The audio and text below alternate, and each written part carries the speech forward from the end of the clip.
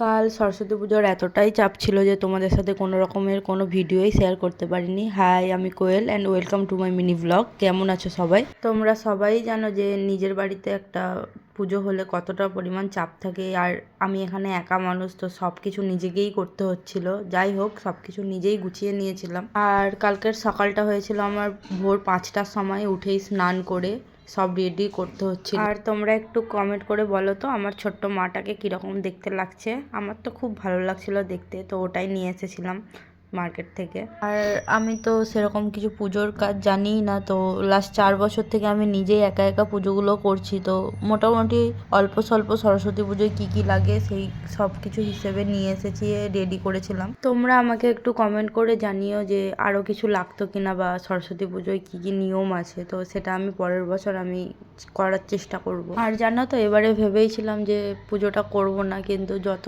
পুজোর দিনটা এগিয়ে আসছিল মন আর মানছিল না, তো পুজোর আগের দিন গিয়েই সব কিছু বাজার করে নিয়ে চলে আসে, ছোটোখাটো একটু পুজোর আয়োজন করি। পুজো শেষ হয়ে যাওয়ার পর রেডি হয়ে একটু বেরিয়েছিলাম, কেমন লাগছে জানিও আমাকে। দেন খাওয়া দাওয়া করে ফিরে আসি, কারণ আবার নাইট ডিউটি যেতে হয়েছিল।